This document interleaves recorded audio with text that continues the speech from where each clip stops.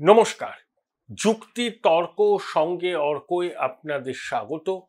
আপনাদের সঙ্গে আমি অর্কপ্রভ সরকার। এবার বিজেপির মিশন বেঙ্গল। খুব তাড়াতাড়ি বিজেপির নতুন রাজ্য কমিটির সদস্যদের নাম ঘোষণা করা হবে। যতদূর শোনা যাচ্ছে সংগঠনের একজন ছিলেন যাকে নিয়ে বিতর্কও হয়েছিল, সাংগঠনিকভাবে তিনি খুব প্রভাবশালী ছিলেন, তাকে হয়তো নতুন কমিটিতে রাখা হবে না, তাকে নির্বাচনে প্রতিদ্বন্দ্বিতা করতে বলা হবে, কোনো একটি নিরাপদ আসন তার জন্য বাছা হবে। দেখুন, আমি হঠাৎ করে বললাম কেন যে বিজেপির মিশন বেঙ্গল। তার কারণ হচ্ছে বিহারের নির্বাচনের ফলাফলের যে ইঙ্গিত এক্সিট পোল থেকে পাওয়া গেছে, তাতে সবাই, একটাও আমি দেখলাম না যে অন্য কথা বলছে। তারাও দ্বর্থহীন ভাষায় জানিয়েছে যে এবার বিহারে আবার এনডিএর সরকার হতে যাচ্ছে।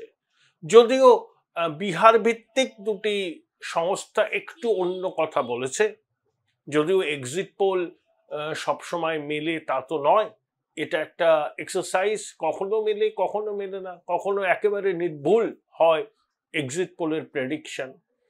আমরাও একটা এক্সিট পোল করেছি।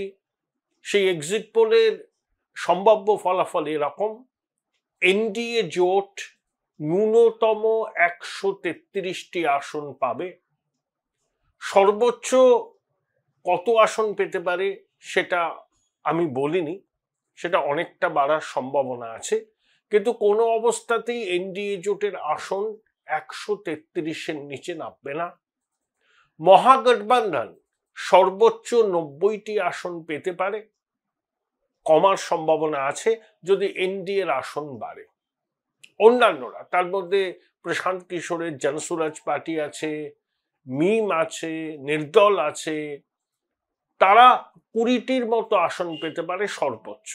এনডিএর আসন বাড়লে তাদের আসনও কমবে।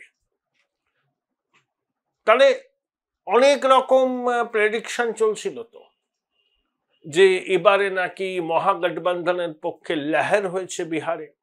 আমি প্রথম থেকেই একটা জিনিস বলে আসছি, যে নীতিশ কুমারের নেতৃত্বেই এনডিএ আবার মন্ত্রিসভা তৈরি করবে বিহারে।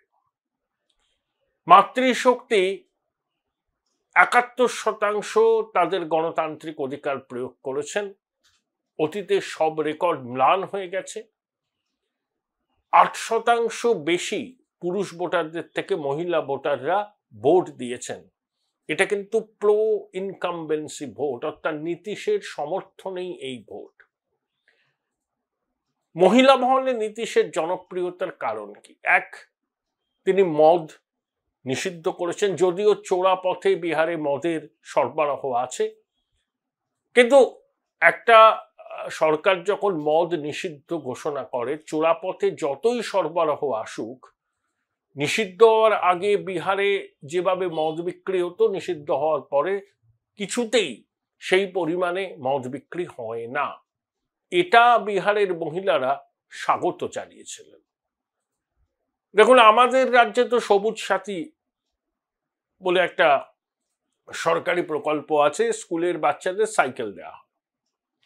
নীতিশ কুমার 2005 সালে প্রথমবার ক্ষমতায় এসেই এই প্রকল্পটা চালু করেছিলেন, মেয়েদের স্কুলে যাওয়ার জন্য সাইকেল। তখন ধরুন যারা 5-6-এ পড়তো, তারা তো এখন ভোটের অধিকার হয়ে গেছে, তারা আগেও ভোট দিয়েছেন, দু একটা নির্বাচনে, এবারও দিয়েছেন। তাদের সমর্থনটা কিন্তু নীতিশের দিকে আছে। এবং ওই যে 2 লক্ষ টাকা করে দেয়া হবে, কি বলবো আর কি, ছোটখাটো ব্যবসা বাণিজ্য করার জন্য মহিলাদের, তার মধ্যে 10,000 টাকা আগেই দিয়ে দেওয়া হয়েছে। এখন ভালো একটা যদি প্রকল্প মহিলারা করতে পারেন, বাকি টাকাও দেওয়া হবে। কিন্তু যে 10,000 টাকা দিয়েছে সেই টাকা কিন্তু ফেরত দিতে হবে না। সেই মাতৃশক্তি কোনো প্রকল্প চালু করুন বা না করুন। তাই মহিলা মহলে নীতিশের জনপ্রিয়তার কোনো ভাটা পড়েনি। আর বিহারের কাস্ট অ্যারিথমেটিকটাও নীতিশের পক্ষে গেছে, মহাগঠবন্ধনের পক্ষে কাস্ট অ্যারিথমেটিক কাজে লাগেনি।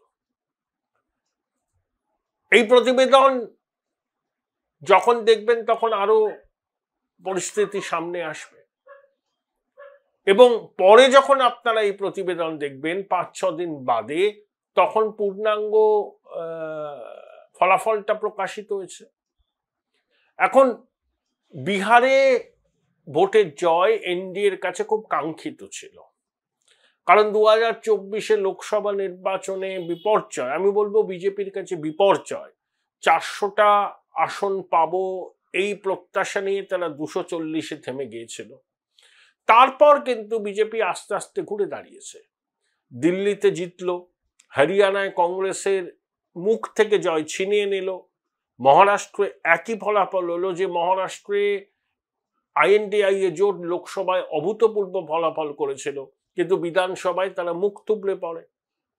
এরপর যদি বিহারে এনডিএ ক্ষমতা দখল করে, যার সম্ভাবনা উজ্জ্বল, তাহলে কিন্তু তাদের নেক্সট টার্গেট হচ্ছে পশ্চিমবঙ্গ, এটা নিয়ে কোনো সন্দেহ নেই। কারণ আসামে বিজেপি সরকার আছে, সেই সরকার আবার টিকিয়ে রাখা যাবে বলে বিজেপি শিবিরের খবর। তামিলনাড়ুতে এআইএডিএমকের সঙ্গে বিজেপির জোট, সেখানে লড়াই হবে, যদিও স্টালিনের ডিএমকে অ্যাডভান্টেজিয়াস পজিশনে, সেখানে বিজেপির ছোট শরিক। কেরালায় বিজেপি চেষ্টা করবে যতটা পায়ের তলায় মাটিটা শক্ত করা যায়। প্রথমবার কেরালা থেকে একজন লোকসভার সাংসদ হয়েছে বিজেপির, সুরেশ গোপী, তিনি কেন্দ্রের মন্ত্রী পর্যন্ত হয়েছেন, অভিনেতা। তো মূল টার্গেট কিন্তু পশ্চিমবঙ্গ, এবং অমিত শাহ কিন্তু বারবার করে বলছেন যে এবার যে কোনো ভাবে বিজেপির সরকার হবে। দেখুন, অমিত শাহকে রাজনৈতিক মহল চাণক্য বলে তুলে ধরেন, তার ইলেকশন স্ট্র্যাটেজি নাকি এমনই নিখুঁত, কিন্তু দুঃখের বিষয় হলো অমিত শাহের এই সুনাম পশ্চিমবঙ্গে কার্যকর হয়নি, 21-এ হয়নি, 24-এ হয়নি। এবার অমিত শাহের কাছে এটা ব্যক্তিগত সম্মানের প্রশ্ন, এবং তার জন্য কিন্তু যা যা করার তাই তাই তিনি করবেন, এবং বিজেপি করবে। অনেকে বলছেন, বিজেপির মধ্যে থেকেও অভিজিৎ গাঙ্গুলির মতো কয়েকজন বলছেন যে কেন্দ্রীয় সরকার বা এজেন্সির উপর ভরসা কমে যাচ্ছে, কেন এজেন্সি ধীরে ইঁদুরদের গ্রেপ্তার করছে না। হোল্ড ইউর ব্রেথ, যা করার তা হবে, অতটা বিচলিত হবেন না। সবে তো কলির সন্ধে, নির্বাচন এখনো দেরি আছে। যা করণীয় সেটা করা হবে, তাড়াহুড়ো করে কিছু হবে না। অরবিন্দ কেজরিওয়াল যদি গ্রেপ্তার হতে পারেন, এই রাজ্যের প্রভাবশালীরাও গ্রেপ্তার এড়াতে পারবেন না।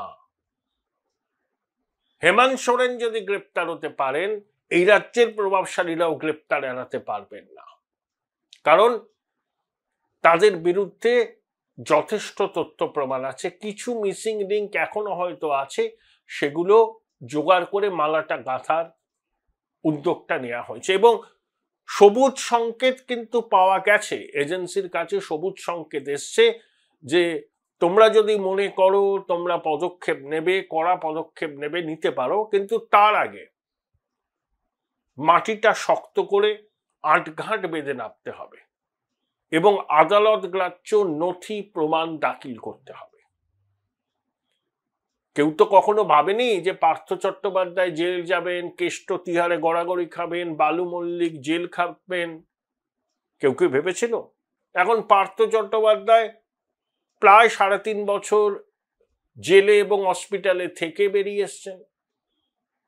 এখন তিনি বলছেন যে তিনি ভিকটিম অফ দ্য সার্কামস্টান্সেস, তাকে ফাঁসানো হয়েছে।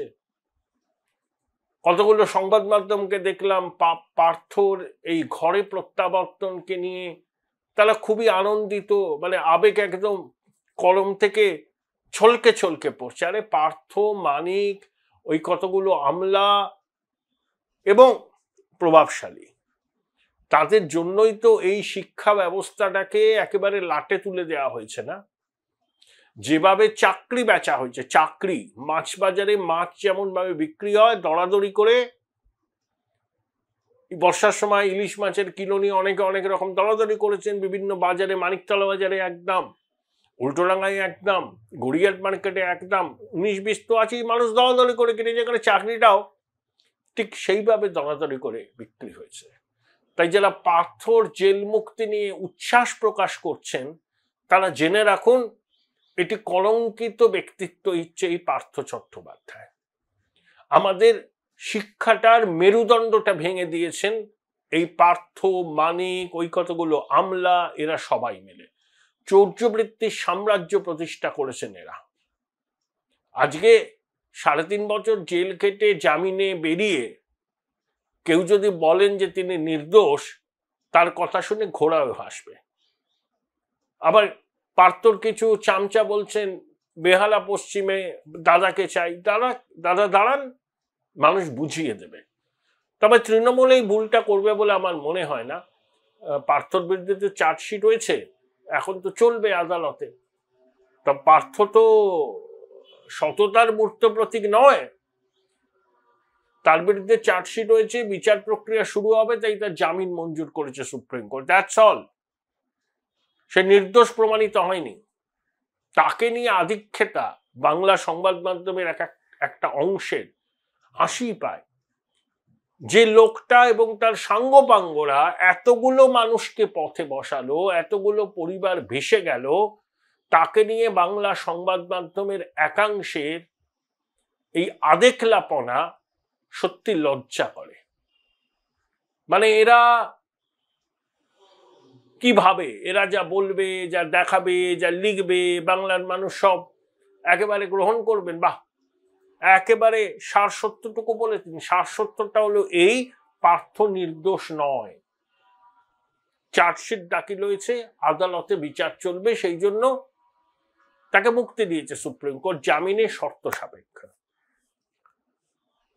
তাহলে এই হচ্ছে বর্তমান পরিস্থিতি। দেখুন, এসআইআর এর বিরোধিতা করে রাজ্য গেছে সুপ্রিম কোর্টে, সেখানে কপিল সিব্বল কি বলছেন, এমন এমন জায়গা আছে সেখানে মোবাইলের 4G 5G নেটওয়ার্ক কাজ করে না, এখন উৎসবের মরশুম, এখন ধান কাটার মরশুম নাকি বললেন, ক্রিসমাস আসছে, এত তাড়াতাড়ি কিভাবে এসআইআর হবে, স্থগিত করা হোক। আচ্ছা, এসআইআর যদি স্থগিত হয় তাহলে ভোটও হবে না। আধখ্যাঁচড়া ভোটার তালিকা দিয়ে তো আর ভোট হতে পারে না। তাহলে এই সরকারের মেয়াদ শেষ হলে রাষ্ট্রপতি শাসন জারি হয়ে যাবে, ভোট না হলে কি হবে, শূন্যস্থান তো থাকে না, প্রশাসন তো চলবে, তখন এসআইআর হবে, তারপরে ভোট হবে। পুরনো ভোটার তালিকাকে সামনে রেখে নির্বাচন হবে না, এটা স্পষ্ট শুনে নেওয়া ভালো। দেয়াল লিখনটা স্পষ্ট, সুপ্রিম কোর্ট কখনোই এসআইআর প্রক্রিয়ায় স্থগিতাদেশ দেবে না, দেয়নি। বিহারে তো নতুন তালিকায় ভোট হয়ে গেল, অন্যান্য রাজ্যে তো চলছে এসআইআর, ফর্ম বিলি শেষ পর্যায়ে, 4 ডিসেম্বরের মধ্যে এই পর্বটা শেষ হয়ে যাবে, আবার শুনানি 26 নভেম্বর। অতএব এসআইআর প্রক্রিয়াকে বানচাল করবার জন্য অনেক চেষ্টা করেছে শাসক। আমাদের পয়সায় বড় বড় আইনজীবী নিয়োগ করা হয়েছে যাতে ভোটার তালিকা সংশোধন নির্বাচন কমিশন করতে পারে। দিদিমণির এত ভয় কেন, খোকাবাবুর এত ভয় কেন? জন্ম থেকে মৃত্যু পর্যন্ত সরকার মানুষের পাশে আছে। হরেকরম্বা প্রকল্প, লক্ষ্মীর ভান্ডার, কন্যাশ্রী, রূপশ্রী, সবুজ সাথী, স্বাস্থ্য সাথী, সমব্যথী, আরো কত কিছু আছে। যারা এত কাজ করেছেন, দিদিমণি 90% কাজ করে দিয়েছেন, তাও এসআইআর এর আতঙ্কে ঘুম উড়েছে। তাজ্জব না? এটাই হচ্ছে ভয়ের লক্ষণ। একটা সাংবিধানিক প্রতিষ্ঠান সাংবিধানিক দায়িত্ব পালন করবে, সেটাকে ভেস্তে দেওয়ার জন্য কপিল সিব্বলদের মতো আইনজীবীকে আমাদের করের টাকায় রাজ্য সরকার নিয়োগ করছে সুপ্রিম কোর্টে। এদের লজ্জা শরম বলে কিছু নেই। তাহলে এই রাজনৈতিক পরিস্থিতি, আর একটা ঘটনা ঘটবে দেখে নেবেন কিছুদিনের মধ্যে, হেমন্ত সোরেন আইএনডিআই এ জোট ছেড়ে বেরিয়ে এসে এনডিএ জোটে সামিল হবে। খুব তাড়াতাড়ি এই ঘটনাটা ঘটবে।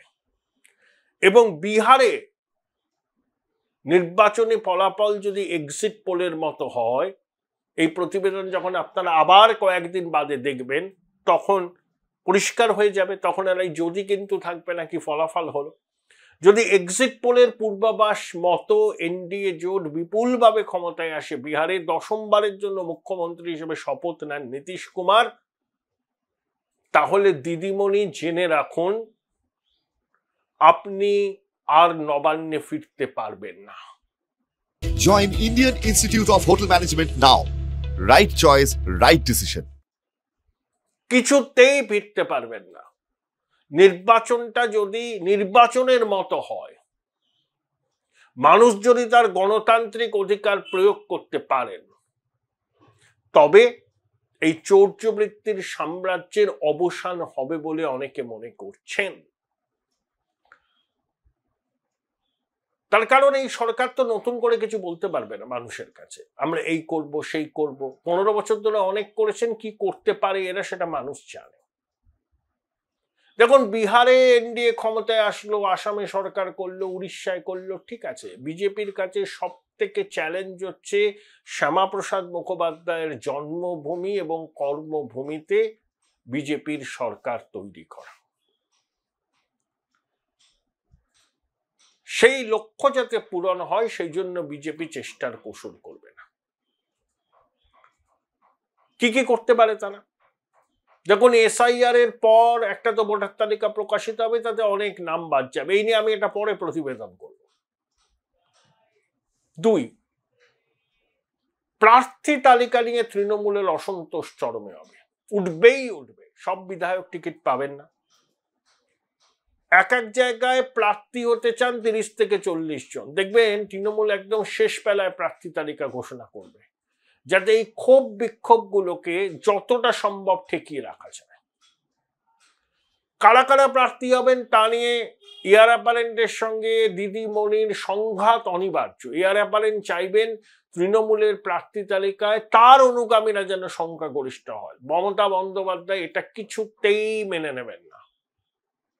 তিনি চাইবেন তার পুরনো লোকজনকে যত বেশি সম্ভব প্রার্থী তালিকায় জায়গা দিতে। অনেক মন্ত্রীর নাম কাটা যাবে, এরকমই খবর পাওয়া যাচ্ছে। যদিও তৃণমূল সম্পর্কে এই ধরনের স্পেকুলেশন করা ঠিক নয়, কারণ ওটা প্রোপ্রাইটারশিপ কোম্পানি। শেষ মুহূর্তে ছোটবাবু পিসিমণির ভাব হয়ে গেল, তখন সব এক হয়ে যাবে, আঁটি গড়াগড়ি খাবে। তৃণমূলের নেতারা এটা জেনে রাখুন।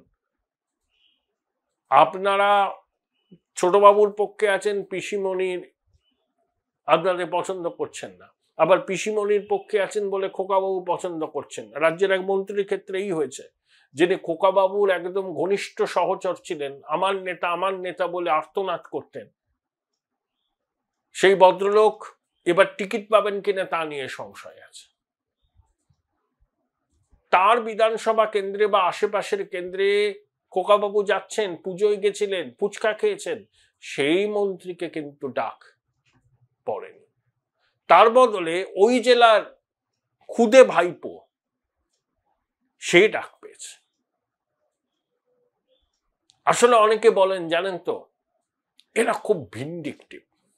আমি জানি না ভিন্ডিকটিভ কি ভিন্ডিকটিভ না, যারা এদের ঘনিষ্ঠ সংস্পর্শে এসছেন তারাই বলতে পারবে। দিদিমণির ঘনিষ্ঠ এক সাংবাদিক প্রবর কয়েকদিন আগে নবান্নে বড় বড় বাতচিত করেছেন যে মহাগঠবন্ধন নাকি অ্যাবসলিউট মেজরিটি নিয়ে ক্ষমতায় আসছে, ফলাফল বেরোলে মুখ লুকোবার জায়গা পাবেন না। এরাই 2019 সালে বলেছিল বিজেপি অনেক শতাংশ ভোট পাবে, 3টে আসন পাবে, তা পেয়েছিল 18টা আসন।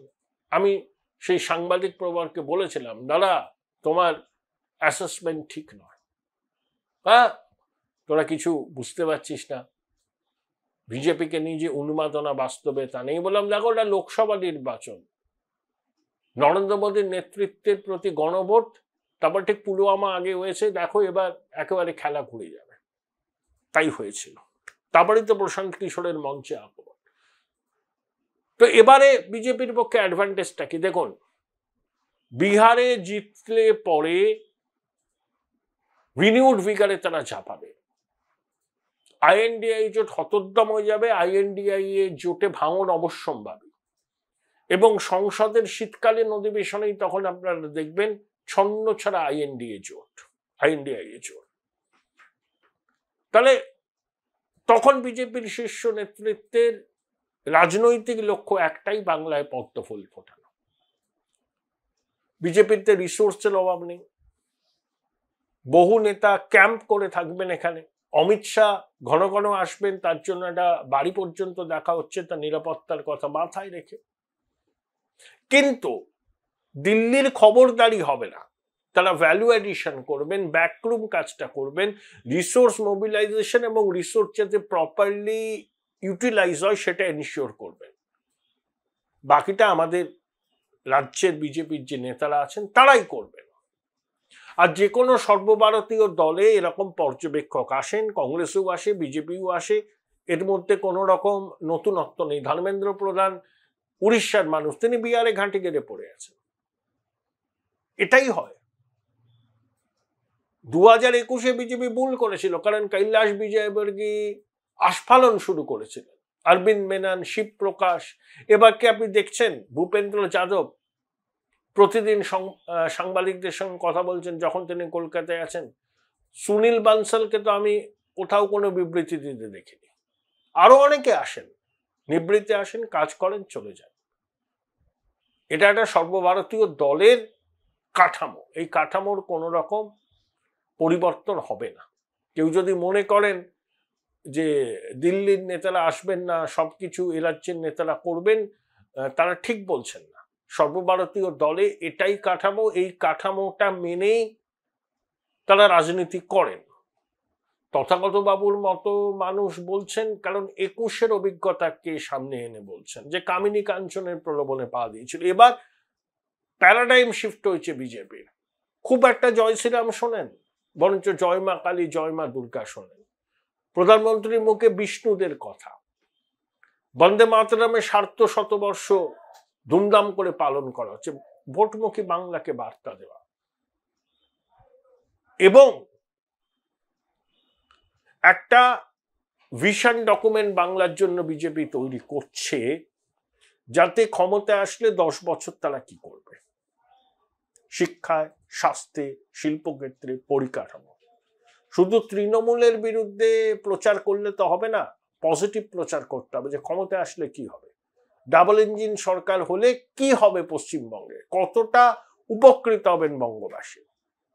দেখুন, নীতিশ কুমারের ট্রাম্প কার্ড ছিল মহিলা ভোটার। মমতা বন্দ্যোপাধ্যায় কন্যাশ্রী, লক্ষ্মীর ভান্ডার চালু করে মহিলাদের মধ্যে একটা ভিত্তি ভালোভাবে তৈরি করেছেন, অনস্বীকার্য। লক্ষ্মীর ভান্ডারের সুবিধা বারবার তৃণমূল পাবেন, ওটা ডিসকাউন্টেড হয়ে গেছে। হয়তো ভোটার অ্যাকাউন্ট বাজেটে লক্ষ্মীর ভান্ডারের বরাদ্দ বাড়বে, অনেকটাই বাড়বে। এটাকে মোকাবিলা করার জন্য বিজেপি নিয়ে আসবে অন্নপূর্ণা ভান্ডার, এবং প্রমিস করা থাকবে যে ক্ষমতায় আসলে প্রথম ক্যাবিনেট বৈঠকেই এই অন্নপূর্ণা ভান্ডারের সিদ্ধান্ত নেওয়া হবে।